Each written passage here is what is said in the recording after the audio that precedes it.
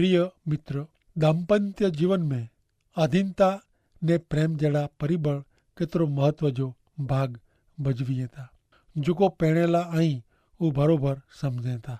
Bible जे नवे करार जे विभाग में एफेसिये के पत्र जे अभ्यास में इनजी कीमत बरोबर समझाए में आई है। गए सच्ची गाल कार्यक्रम में पां इन विषय थोड़ो विचार कियो हो। अज इन विषय में अगिया वधंदे मित्र ऐं मूं भेरा एफेसिये के पत्र संत पाउल जो पत्र इनजे 5वें अध्याय जी 28 थी करीने 29वीं कलम सुनो। पति जी पंहिंजे शरीर ते प्रेम रखें था, इन रीते उन्हीं के पंहिंजी पत्नी के प्रेम कियो खपे। माण्हू जेको पंहिंजी पत्नी के प्रेम करे तो हू पिंड तेज प्रेम करे तो। कोई माण्हू पंहिंजे शरीर जो तिरस्कार करे कॾहिं करे नथो। इनजे बदिले हू पंहिंजे शरीर जो पोषण करे तो ने इनजी संभाल रखे तो। ख्रिस्त समाज मंडल ला अहिड़ो ज करिए था, कारण पां ख्रिस्त जे शरीर जा भाग आहियूं, अंग आहियूं। शास्त्र में लिखल है, हिन कारणे पुरुष पंहिंजे माता पिता के छॾी ॾींदो ने इनजी पत्नी भेरो रहंदो ने ऊ बॉय हिकिड़ा थींदा ने हिन शास्त्र भाग में महान रहस्य प्रगट करे में आयो है ने ऊ ता ख्रिस्त ने उन्हीं जे समाज मंडल संबंधी आहे, अहिड़ो मुंहिंजो चवणु आहे। मित्र, ही कहिड़ी अजायब जहिड़ी कलम पांखे मिली है कि पति जी पंहिंजे शरीर ते प्रेम रखे तो, इन रीते इनके पंहिंजी पत्नी के प्रेम करणो। माण्हू जेको पंहिंजी पत्नी के प्रेम करे तो हू पिंड तेज प्रेम करे तो। कोई माण्हू पंहिंजे शरीर जो कॾहिं पण नकार करे नथो। इन जे बदिले हू पंहिंजे शरीर जो पोषण करे तो, संभाल रखे तो। ख्रिस्त समाज मंडल ला अहिड़ो ज क्यों, कारण पां ख्रिस्त जे शरीर जा भाग आहियूं। शास्त्र में लिखल आहे, इन कारणे पुरुष पंहिंजी माता पिता के छॾी ॾींदो ने इनजी पत्नी भेरो रहंदो ने ऊ बॉय हिकिड़ा थींदा। हिन शास्त्र भाग में महान रहस्य प्रगट करे में आयो है। उता ख्रिस्त ने उन्हीं जे समाज मंडल संबंधी है, या जो मुझो चवणु है। हिते संत पाउल पतीअ के पत्नी ते पिंड ते जेतिरो प्रेम रखे था, एतिरो ज प्रेम रखियो खपे, अहिड़ो सूचन ॾिए था। लग्न पोइ पति पत्नी हिकिड़ो शरीर बने था। तंहिंला जेतिरो पंहिंजे शरीर ते प्रेम रखें, पिंड ते प्रेम रखें, एतिरो इनके पत्नी ते प्रेम रखे जो है। जिन रीते पां पंहिंजे शरीर जे भाग जी संभाल रखूं था, इन जी रीते ख्रिस्त पण पंहिंजे शरीर जा भाग एतिरे समाज मंडल जे लोक जी सभ्य जी संभाल रखें था। हिते संत पाउल उत्पत्ति जे 2 अध्याय जी 24वीं कलम यादि ॾे रही था, जंहिंमें ईश्वर पुरुष ने स्त्री विच लग्न संबंध जी स्थापना कयो। पति पत्नी जो संबंध मनुष्य जे संबंध में वधु नजीक जो है। माता पिता ने बाळक करता पण वधु नजीक जो। जी पुरुष पंहिंजे माता पिता के छॾीने पंहिंजी पत्नी भेरो ॿधाइजी वञे थो, तीअं ख्रिस्त पण हिकिड़े अर्थ में पंहिंजो स्वर्गीय छॾीने, पंहिंजो स्वर्गीय स्थान छॾीने उन जी कन्या समाज मंडल भेरा ॿधाइजनि था। पृथ्वी ते आया ख्रिस्त ने समाज मंडल जहिड़ो ज पत्नी जो पति पत्नी जो संबंध हुअणो खपे। एतिरे का समाज मंडल ख्रिस्त के अधीन आहे, तीअं पत्नी पति के अधीन थिए ने जीअं ख्रिस्त समाज मंडल ते प्रेम रखियो, तीअं पति पंहिंजी पत्नी ते प्रेम रखे। सुखी लग्न जीवन जो ही हिकिड़ो चौक्कस नुस्खो आहे। नवा पहिरियल युगल के उन जे लग्न जी उजवणी लाइ वॾे जमणवार जी ज़रूरु न आहे। नवा पहिरियल युगल के ता पवित्र आत्मा से भरपूर थिए जी ज़रूरु आहे। हिन रीते हू ख़ासी मधुरजनी भोगवी सघंदा। कोई पण युगल करता ख़ासी मधुरजनी वासना ने जातीता जे वीचार में मग्न ने ॿार जे शरीर संबंध रखंदड़ अहिड़े युवान ने युवतीअ खे हू पण ख़बर न आहे कि सचो प्रेम हू गुरु आहे। जातीयता विषय उन खे घणे जानकारी आहे, पण विश्वासी तरीक़े दाम्पत्य जीवन जो रूप, सुंदरता जो अनुभव ने मिठास विषय कीअं पण हू ॼाणे नथा। पति के पत्नी के प्रेम करियो ज खपे, कारण लग्न संबंध पति ने पत्नी जो हिकिड़ो भाग बनाए थो। ही संबंध यीशु ख्रिस्त ने उन्ही जे समाज मंडल जहिड़ो आहे। समाज उहो यीशु ख्रिस्त जे शरीर जहिड़ो आहे ने यीशु ख्रिस्त शरीर जो सिर आहे। सिर एतिरे मथो हिन पाए मथे पति पत्नी जो सिर आहे ने पति पंहिंजे ज शरीर जो धिकार करे उहो कुदरती बाबति आहे। तंहिं लाइ पति खे पंहिंजी पत्नी खे प्रेम कयो ज खपे ने पत्नी पति जो शरीर आहे। यीशु ख्रिस्त समाज मंडल जी नबराई जाणे था। तंहिं लाइ समाज मंडल जो आध्यात्मिक खोराक पूरो पाड़ीए था। आत्मिक खोराक ने आत्मिक पोषण करिए था ने इन जो घड़तर करिए था। पति के पण पंहिंजी पत्नी जे हक़ में अहिड़ो ज करे जो आहे। हाणे 31वीं कलम में उत्पत्ति 2 अध्याय ने 24वीं कलम टांके में आ वई आहे।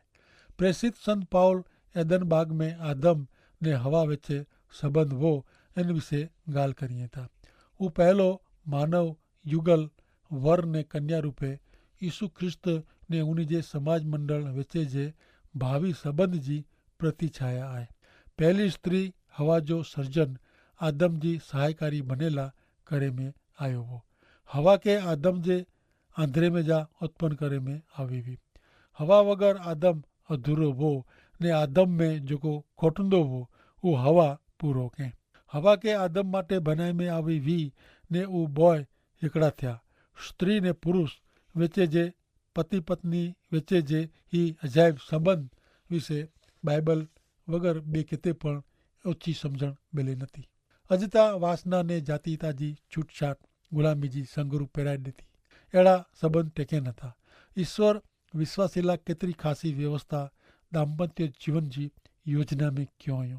पति ने पत्नी विचे प्रेम विकृत बने तो उ शर्मजनक ने हल्को है पण उ शुद्ध वे तो उ फायदेकारक विकास करे अहिड़ो ने उन्नतिकारक आहे। पति ने पत्नी विचे जो प्रेम कोई जारी में फसाई जी बाबत न है पण सद्गुण है। वो कोई नबराई न है पण शक्ति है। वो कोई नाश में विने अहिड़ो परिबल न है पण कायम टिकंदल मूर है। वो अमर है। पति ने पत्नी जे आत्मा के बर ॾींदल लगातार वड़ंदल प्रवाह है। पवित्र आत्मा से भरपूर विश्वासी के इन प्रकार जो प्रेम ॾींदल ईश्वर है। युवान ने युवती हिनू निचली हद जी कोई बाबत जो स्वीकार करी जाना। ईश्वर आगे जो खासे में खासो ॾिनेला मंगे था एतिरे इनू हल्को कीअं पण ऐं स्वीकारी जाना।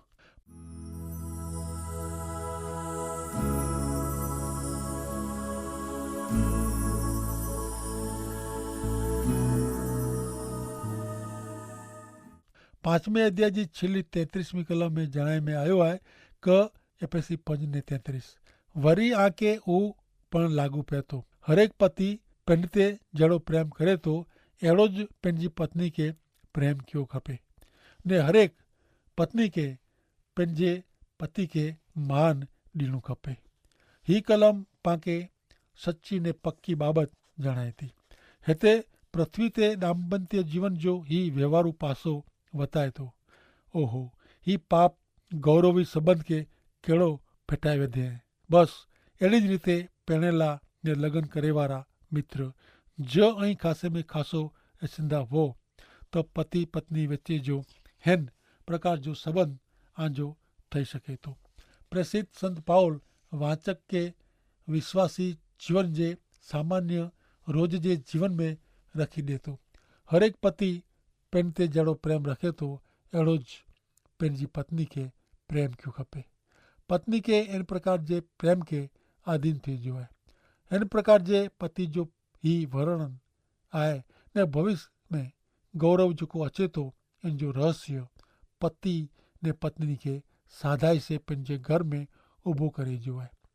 भले हाणे मित्र पा संत पाउल एफएसी के पत्र जे 6 अध्याय में पा प्रवेश करियूं था। 6 अध्याय जो विषय है यीशु ख्रिस्त जो समाज खासो सैनिक। 5वें अध्याय में यीशु ख्रिस्त जे समाज मंडल के कन्या तरीके जणाए में आयो हो। हाणे हिन 6 अध्याय में यीशु ख्रिस्त जे समाज मंडल के खासे सैनिक तरीके वताए में आयो है। लग्न थिए पोइ जीवन संसार में संघर्ष थिए थो तेला समाज मंडल के खासो सैनिक थियो ज खपे। भविष्य में यीशु ख्रिस्त जे समाज मंडल के यीशु ख्रिस्त जी कन्या तरीके रजू करे में अचिंदी। समाज मंडल जी ही आशा है। समाज मंडल का वर्तमान समय दुनिया वटे सगाई तरीके रजू थिए वारो है। हाणे पासा में ही छठो अध्याय विश्वासी जे जीवन जी बई बाजू रजू करे तो। दुनिया में अज विश्वासी के यीशु ख्रिस्त जा सच्चा ने खासा सैनिक बनी रहियो है। एफेसस शहर में डायना ना वारी देवी जी वडी प्रतिमा उभी करे में आई हुई।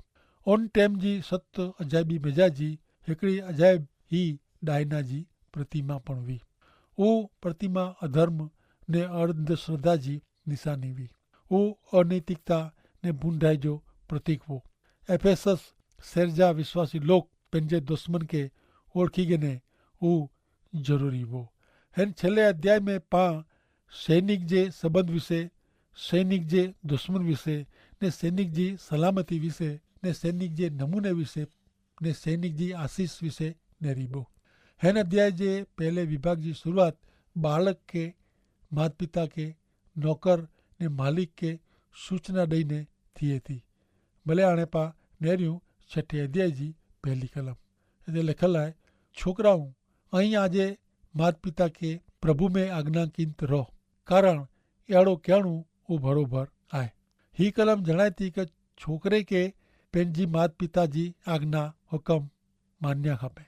प्रभु में आज्ञाकीत रहणु ईता ही कलम वडेला न पण नंढे बाळक ला पण है। माँ बाप ते आधार रखंदड़ बाळके ला उन्हीं के माँ बाप जो मन्यो खपे।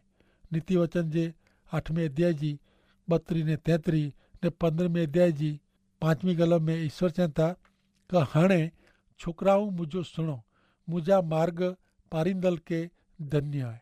सिखामण सुणीने ज्ञानी थियो ने इन जो नकार करी जा न। मूर्ख पंहिंजे माता पिता जी सिखामण तुच्छ लिखे थो पण ठपके ते ध्यान रखंदड़ साणा थिए था। गमे एतिरा वॾा थियावे पोइ पण माता पिता के मान ॾियणु हू बाळक जी पहली फर्ज है। जोने करा जी ॾो आज्ञा मेजा जी 5वीं आज्ञा माँ बाप जो सम्मान रखे जो विषय में जणाए थी। जोने करा जे निर्गमन जे पुस्तक जे 20वें अध्याय जी 12वीं कलम ने पुनर्नियम पुस्तक जे 5वें अध्याय जी 16वीं कलम मेजा जी आज्ञा पारींदा तंहिंखे ईश्वर वचन ॾिए था का इन जो भलो थींदो ने लंबो आयुष्य भोगवींदो तो जे माँ बाप जो सम्मान कर। बाळक छोकराओं ऐं आजे माता पिता के प्रभु में आज्ञाकीत रहो कारण वो बरोबर है, योग्य है।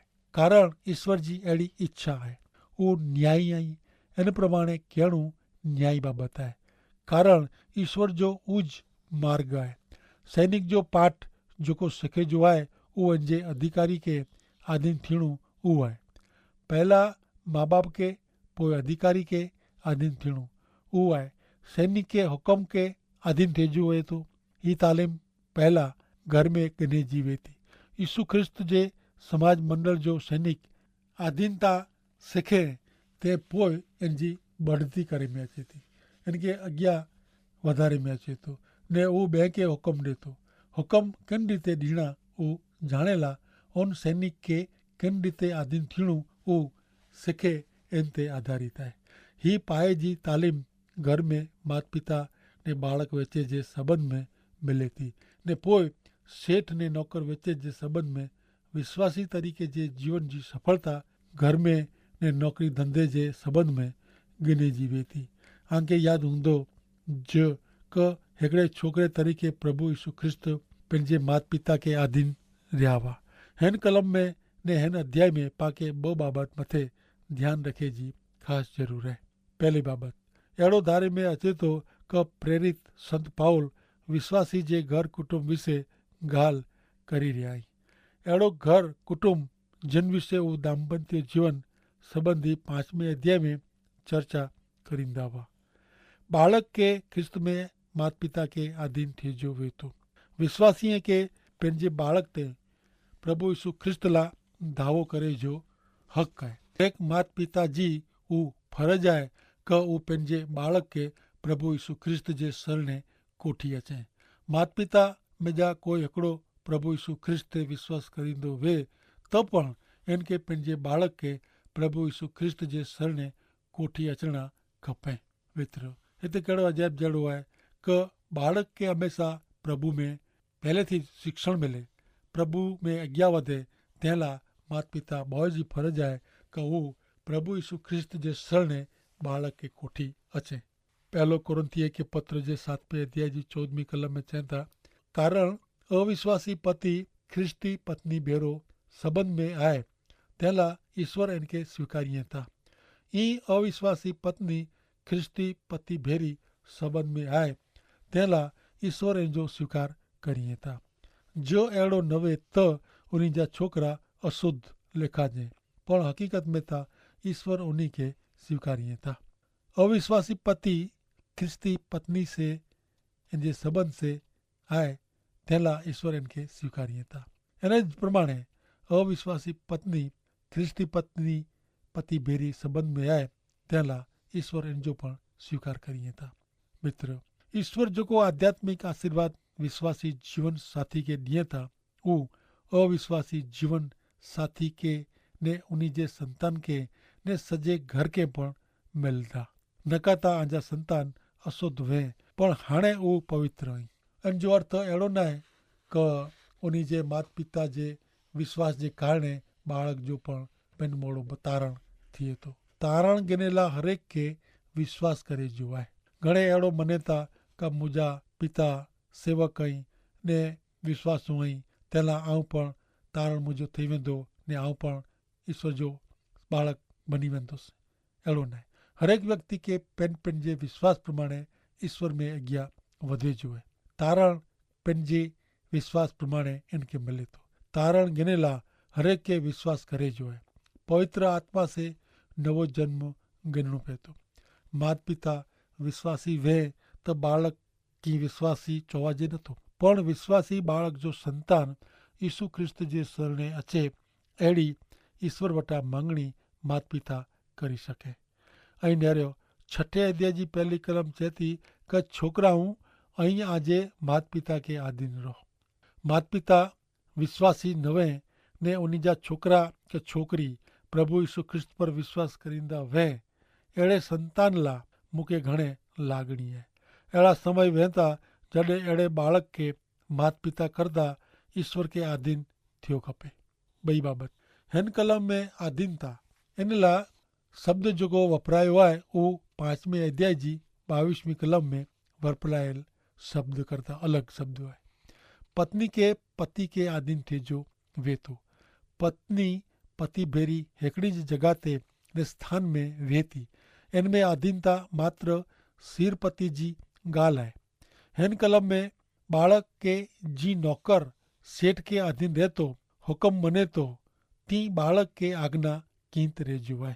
आज्ञा पारे जी है, द्रासे न पण प्रेम से। कारण प्रेम से कम थिए तो ऊ आशीर्वादित थिए तो ने ऊ बरोबर पण थिए तो। कारण के नीति वचन जे पुस्तक जे 10वें अध्याय जी पहली कलम में लिखल आहे कि ज्ञानी पुत्र पंहिंजे पिता के आनंद उपजाए तो, पण मूर्ख छोकरो पंहिंजी माँ के भार जहिड़ो आहे। मित्र, ही कहिड़ी अजाइब जहिड़ी ॻाल्हि आहे कि ज्ञानी वे तो इनके पण सुख ने इन जे माता पिता के पण सुख, पण जेको मूर्ख आहे उहो पिंड पण ॾुखी थींदो, इन जे माता पिता के पण ॾुखी करींदो। तंहिड़ा बाळक के निडपणनुज ईश्वर जे वचन से पाके भरणा खपे। ईश्वर जो वचन माण्हू के बुद्धि ॾे थो ने माण्हू के ज्ञान बुद्धि से इनके सच्चो जीवन पण प्राप्त थिए थो। माण्हू में जो बुद्धि न वे तो ईश्वर जो वचन चए थो कि कंहिंमें जो बुद्धि जी कमी आहे त हू मूं वटि अची ने मंगे ने आउं इनके ॾींदो। अहिड़ो ईश्वर चवनि था। तंहिं लाइ हमेशह पाके ईश्वर वटि मंगे जो आहे ने पंहिंजे छोकिरे लाइ पण ख़ासि मंगे जो आहे कि जिथे કરીને બાળક નનપણનું ईश्वर जे द्राह में रहे, ईश्वर जे वचन में रहे ने वधंदे वधंदे हू ज्ञानी थिए कि જેથી કરીને अॼु माता पिता पण इनके ॾिसीने आनंद करिए ने प्रभु जो महिमा करिए। ज्ञानी पुत्र पंहिंजे माता पिता के आनंद उपजाए थो, पण मूर्ख छोकरो पंहिंजी माउ खे ॿाहिरि जहिड़ो आहे। ख़ासो बालक माता पिता खे राज़ी रखे थो।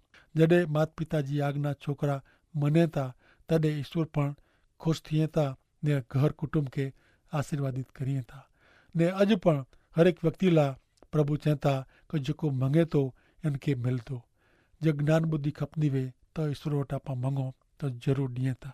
ने अॻिले कार्यक्रम में इन विषय पाण वधू नेरींदासीं। ईश्वर पिता खे आशीष ॾियो। आमीन।